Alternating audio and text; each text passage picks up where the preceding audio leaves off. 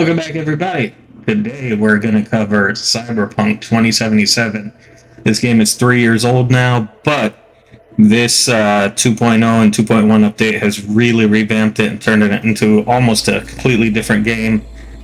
Still, the core elements were there, but they fixed so much of it that it's almost unrecognizable to the people that were playing it on the lower end console versions 3 years ago that had bugs and everything was a mess. And the police system just was almost non-existent. And I feel like they did a good job actually pushing some updates through for the graphics. You can see here, this was recorded on a 4080 PC. And yeah, it is the best looking game that I've ever seen. I can't think of anything else that I've seen that looks better than this. If anybody else can, dump it in the comments and I will be more than glad to play it, because I am a graphics whore.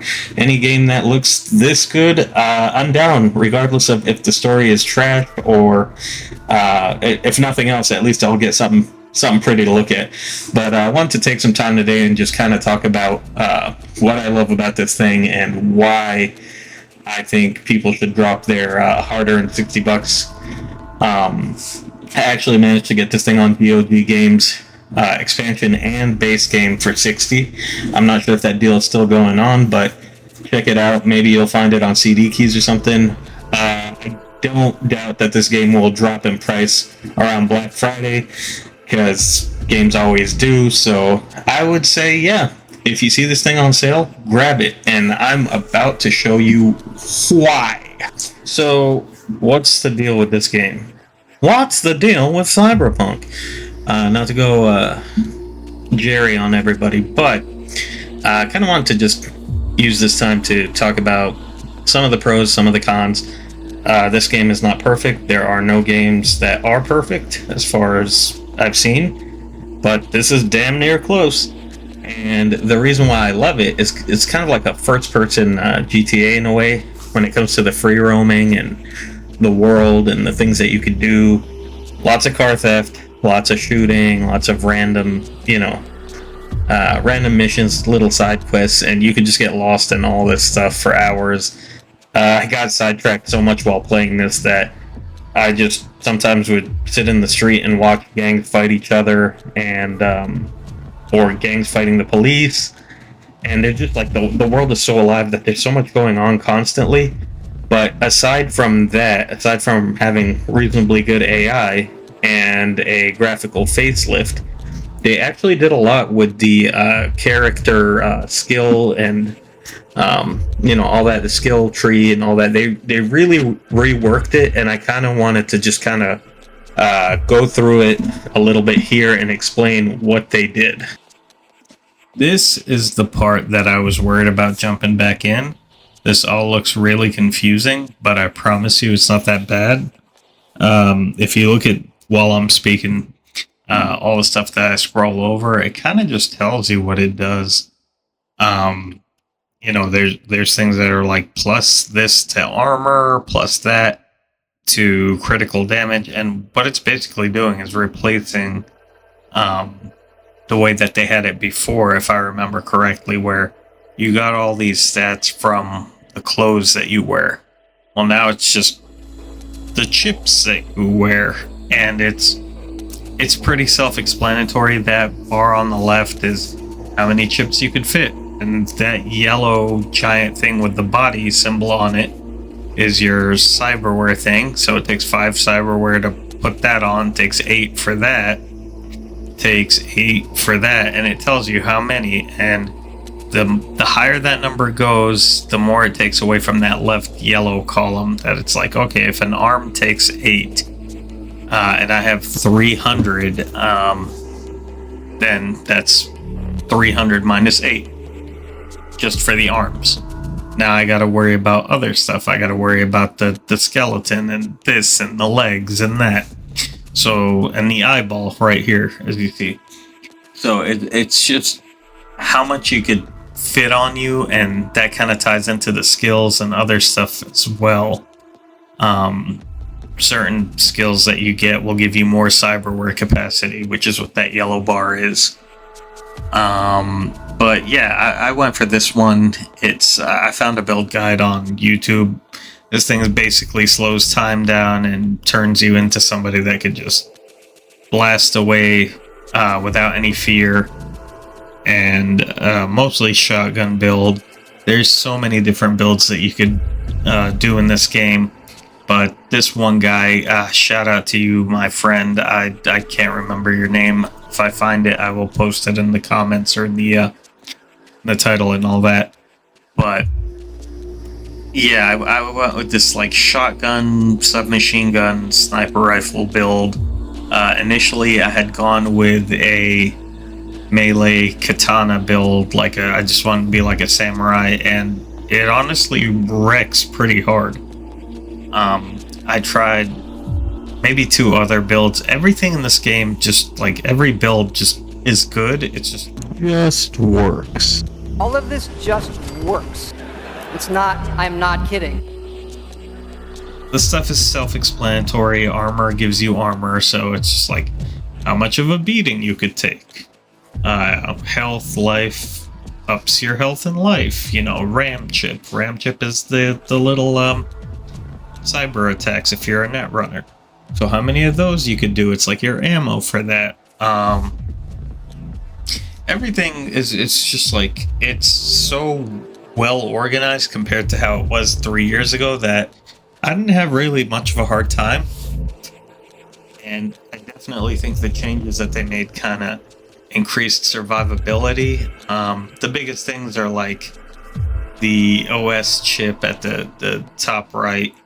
You should have some form of armor, which this does. You have these healing things right there, circulatory system. It's just like you plant one of those on and it either automatically heals you or it heals you from 0. The legs do what legs should do, which is either give you the double jump ability or give you what I like is the charge jump, where you hold the button and you get to jump like 10 feet in the air. And everything else is pretty much like what you'd think it is, like skeleton, your body, mostly armor stuff. And you just get used to it as you go along. You're like, oh, okay, that's what this does. The arms are where you get the kind of quote-unquote extra weapon, and it's just like you either get the mono wire or you get the gorilla arms, which are super useful in the combat challenges. There's like little side missions around the game that will let you kind of get into a boxing match, and that's where those come in. The gorilla arms are great. The mantis blades, the blades out of your arms, kind of like Wolverine. Those are kind of useless, but they look cool and they're just fun to use. So, throw them on, try them out. Not a big deal. Mantis, or not Mantis, the monowire is the thing that you've probably seen in a lot of videos. Just laser wire that you get to, it's like a laser whip that you get to kill people with. I thought it was the most fun. It was extremely disappointing though, damage-wise. I wish I could put anything into it, whether it's skills that increase it or a piece of armor or cyberware or whatever. I wish I could just up that thing and I would just be slapping people with that whip constantly, but you can't, and it's kind of a letdown. Maybe in another update or something, but it's still fun to use. It's still like a lot of missions you'll be locked up or something like that, or they'll take away your weapons, and you'll have the mono wire still because it's literally your arms, and it's fun to just slap people around with that. But going into the skill tree, you got body, reflex, technical, intelligence, and cool, and each one of these does something different. But what I found is the best way to go about it is just put 15 or more into everything. You only have, if you have the expansion, you get 60 skill points. If you don't, you get 50, I believe. You max out at 50. But just kind of like whatever you're aiming towards or whatever you're feeling in the beginning, you get 1 respec point to wipe all this out and start from 0. So I would just kind of mess around with all of them. But what I found as somebody that has the expansion is Just put 15 in everything and 20 into one of them, and you'll be fine. Like, just pick the one that you want those top 3 skills at. Because, like you see here, body, I can't reach those top skills. Everything in red, you need 20 to get to that. And if you got 15, you could get all the skills below, but you can't get the top row. So, if you don't care about that top row, just scroll through those, skills from the beginning. Like, in my end game build, am I going to care about this thing? If you don't care about those like top 3 or 4 up there, after scrolling through them, then this is a build that you're going to just dump 15 and call it a day.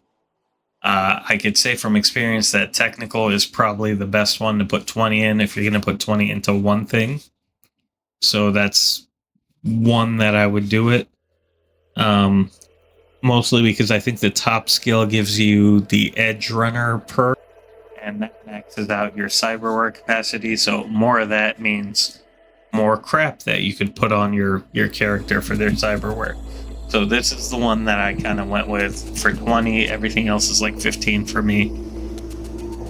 And you get to respec if you want. If you don't like any of these lower tier ones, you could anything in yellow besides that top row, basically, even that top row actually, you could respec all that. What you can't respec is the 20 points that you put in tech ability. So the 20 will sit there, but you could remove all these yellow ones and respec them. So if you don't like cool anymore, you can just take out all the cool points.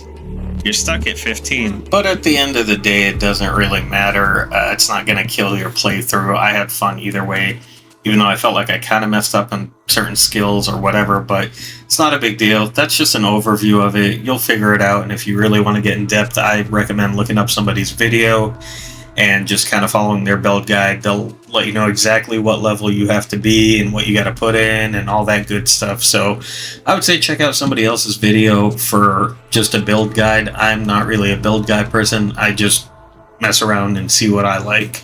But enough about the build and all that stuff. I just wanted to show some other stuff that you can do in the game. And this was like a mini race. There's a character named Claire, and she wants you to do these races with her / for her. She rides shotgun with a shotgun, you drive, and it's a pretty, pretty simple thing. You just got to get first place, and it says there's 25 checkpoints. You can't miss the checkpoints. But this is an example of like side content in the game. It's pretty fun. Kind of reminded me, it had like a Twisted Metal feel, like car combat. Not, there is a few cars that actually come equipped with guns and stuff like that, but this was just more of, bumping into each other and stuff like that to get to the end of the race. And once you get to the end, there's like a shortcut scene, and there's usually some character interaction moments, which I really liked. I think the characters in this game were really, really interesting. The side characters and stuff like that. There's so many examples, just like Judy, Panam, Claire, a detective named River, which I'll talk about pretty soon here, but they have their own personalities, their own things going on. They're very fleshed out. And after this race, this is what Claire decided to drop on me. I mentioned Dean before. My husband, yeah? Wheel to your heat, right? Sweetest man I ever knew. We were friends before my gender transition. I brought daffodil. Damn, girl, that doctor did amazing work. I did not see that ish coming. Bravo. But all jokes aside, I thought her story was really sad and very cool. I'm not going to spoil it here. I'm going to kind of cut it. But I definitely think it's worth your time to check out the side missions with Claire. Very awesome character. One of the ones that I genuinely was happy when she hit me up and was like, hey, you want to go do a race? I was like, hell yeah, let's do this thing. So, very interesting story, but this is just one example of how this game has like all these side missions that are almost like they could be their own mini game almost. And I don't mean mini game like Mario Party. I mean like this could be a short story, a 1 or 2 hour type of thing, where if this was in another game, I'd be like, wow, that quest thread was really cool. And that's something that CD Projekt Red is really good at doing. They're very good at these, like, if anybody played The Witcher 3, they're very good at all these side quests and these little stories and the way they weave them together, and they don't really push out the main story or anything. They're really self-contained. So yes, definitely play this one if you're going to pick this game up, and play as much of the side content as you can, because it is phenomenal. But I want to move on to another character that I'm really having a good time following around and helping out with their missions, and it's my boy River. River is a detective of the Night City PD, and I forget how I ran across him, but basically at some point he enlists you to help him, or it's like a you scratch my back, I'll scratch yours. Long story short, the guy's nephew goes missing, and you're supposed to help him find him. This portion is literally a side mission, and it took almost as long, if not longer, than some of the regular game missions. But you're breaking into the police department, and you're trying to find any info that will help you track down his nephew. And it's very intricate and the storytelling here is just like, wow, I did not know that River was going through this, because a lot of the NCPD officers, they'll just kind of fall out of the sky and start shooting at you, or if you step on their foot by accident, next thing you know there's a SWAT team rolling up on you. So you kind of see them as just like AI that's there to murder you, with no personality or nothing. I don't think they even have like little side dialogue or anything like that, but without straying too far off, you're at this police station, and you're trying to help him find any clues that'll help with the disappearance of his nephew. And you have to talk to a few NPCs, do some scanning. There is a section with this thing that they do in this game called a brain dance, which is almost like a virtual reality headset you put on, and you could watch a video, stop it, pause it. It kind of has that feel of Arkham Knight, or not Arkham Knight, but the Arkham games, where, you know, Batman goes into detective mode, and you could kind of like pause and pan the camera around and, you know, pick up clues and all that fun stuff.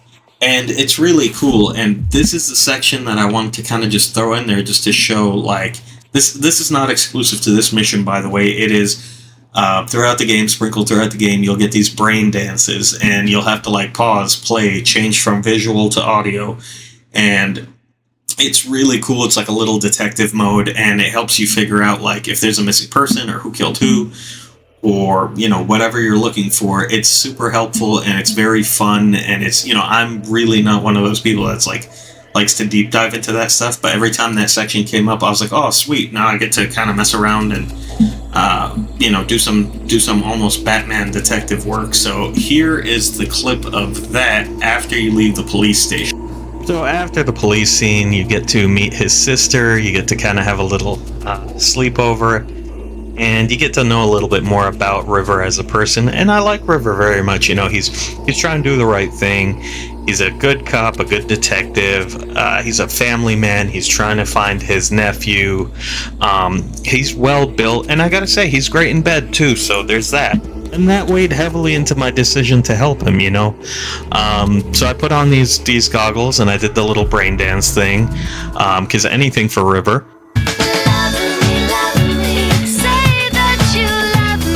It's kind of spoilery, so if you want to look away at this part, whatever, but this is kind of the it's just an example of like how these brain dance scene works. And they're, you know, audio, video. You have 3 levels, you see it up there, audio, video, and I think this one's the heat sensor, temperature sensor, or whatever it is, thermal.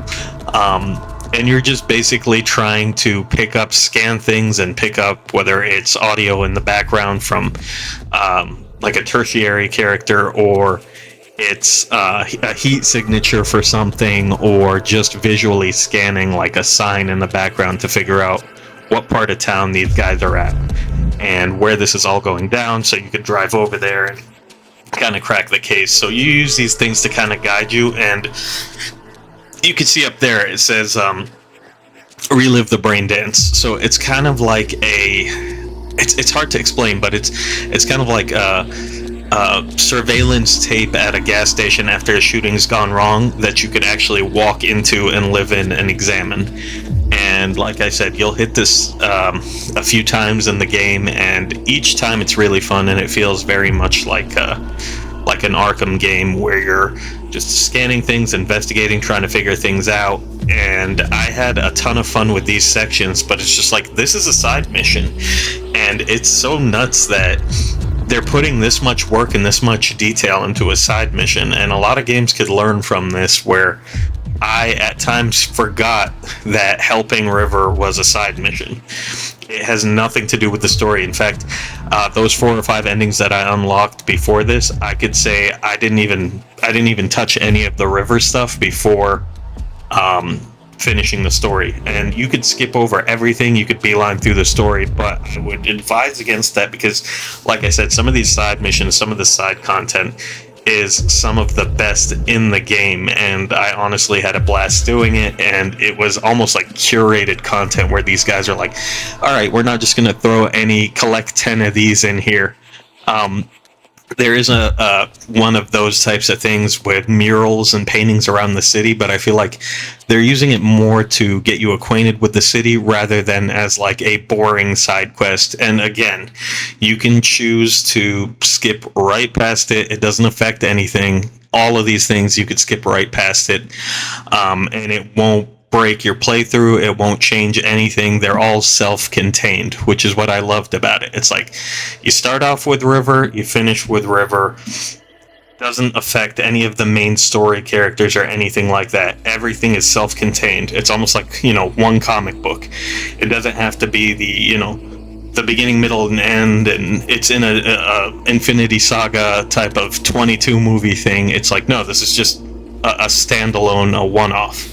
So they're very fun. I recommend, if you come across side content, take your time with this game. It's really cool to just kind of explore the world. Even if you're not going to do any side content or any actual, like, quote-unquote missions, farting around in this world is so much fun, and it takes me back to, like, GTA days where I would just drive around, shoot people, commit crimes, do horrible things, and just have a blast. If deep divey content isn't your thing, no long drawn out stories with multiple quests and things like that, you could do random little objectives like this where it's just like, there's a gang of people just hanging out, knock them out and we'll give you some eddies, some credits. And you could just run around the city punching people in the face, shooting them, and taking out these gangs. They're called the NCPD, I forget what they're called, alert missions or something like that. So there's these little side chunks. There's so many different kind of categories of these little side missions. There's the I want to kill things, a ton of those. There's the long drawn out, like River and Claire's type of thing, where it's got like a deep story behind it. And there are, like I said, the car theft ones. Now, I didn't really want to show the car theft ones, not because there's anything to spoil, but because they're really boring. That fixer guy will just call you and be like, hey, I need this car, go steal it. And you'll just steal it and drive, and that's it. So there's nothing really to see. It's just the journey of stealing the car, going about it the way that you want to. And then on the way to the destination that you're supposed to deliver it to, sometimes you'll get attacked by a bunch of like hitmen that are trying to derail you and stop you. And I had that happen before, where they screwed up the mission for me and they shot down my car. It exploded. I failed the mission. But there's a ton of those sprinkled around, and the reason why I bring up side quests so much is because it's not filler content, and it also provides you with a ton of skill points and credits, and sometimes even really good weapons. So it's one of those things where you're like, if you're listening to a podcast or something, you don't feel like actually going into the story or whatever, which is that was the case for me a lot of the times. I had a YouTube video on or something like that. I just wanted to kind of mess around in Night City and have fun, and you could see here, like this yellow area or these yellow icons over these guys' heads is signifying like this is a gang that you have to take out. And it has no thought to it. There's no actual like story dialogue or anything like that. It's just very much, hey, walk here, shoot these people. So they have brain dead side activities just like other games. They have, hey, there's a car there. I want it. Bring it back to me. But there's also a really other cool category that I wish they put a ton of them, and I was like actively hunting them as soon as I got those gorilla arms. And it is the boxing match. And you basically, next to your apartment, there's a guy who you'll see in the beginning of the game, and he's like, hey, what's up? And you'll see him like boxing with other people. And he'll kind of talk to you and try to, ask you, are you a street fighter or whatever, blah, blah, blah. Oh, we got these tournaments. Maybe if you feel like joining, you could join up and we'll see what you got. And so after you do one of them, you'll just kind of like go around the city, and eventually you'll start hitting them. They'll just pop up on your radar. And I believe they're called Beat the Brat. So every time you see a Beat the Brat mission, it's like another dude that you have to fight one-on-one, and you bet, I think, either $5,000 or $10,000. And if you win the fight, you get the money, and that's it. Like, it's very quick. They take like literally seconds to beat. But they're just fun because they're completely different from anything else. They're the melee portion of the game, which is also very well done. The boxing, the sword fights and all that stuff, all that is very, very fun. I think they did a way better job than most of the other games that I play when it comes to the melee combat of this game. But I wanted to kind of just show what a typical fight is like. There's a little bit of smack talk and things like that. So I'm just going to let it roll, and just as an example of what it's like. You want blood? Is that why you're here? Hey! Ha ha ha! What a coincidence! So it's you I'm fighting. Depends. On what? If you want to get splattered. If so, then lace up, lay down some cash, and let's have some fun. If we're doing this, it's for serious scratch. I'm upping the stakes. Oh, I see you're not joking around. No problem. I'll sweeten the pot. Come with me.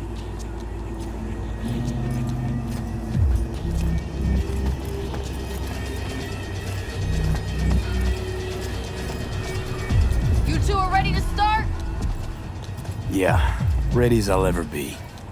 May the best baller win!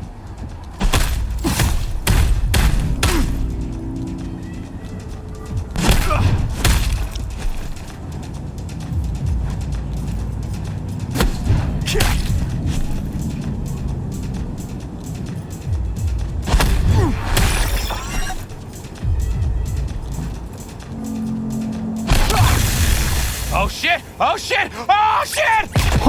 Oh fuck! V! V is your winner! By technical knockout! Your money, take it and get out of here! Thanks. And hey, listen, I'm not the one who lodged that grenade in his face. Just get lost, okay?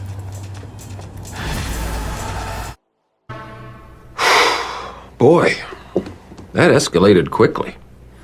I mean, that really got out of hand fast. If you made it this far, thank you very much for watching.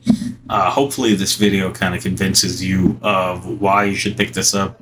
If nothing else, it's a looker, and even the side quests themselves are fun. But I want to take out the portions of the story and all that stuff and kind of just squash that, because everybody knows that the story is really good. It was the best part even when this game was buggy, but I just wanted to show people what's beyond the story, what's been done in the last 3 years, what have they fixed in the skill tree, and how things kind of work. And hopefully this gives you the courage to dive in and buy it. This thing is on sale always, everywhere, especially on PC. I've even found the base game for like $10 for Xbox and PlayStation in certain areas. So you're not really losing much. And just wait till Black Friday. This thing will probably be on sale everywhere for dirt cheap somewhere. So again, thank you for watching, and I hope I made a convincing argument. Later.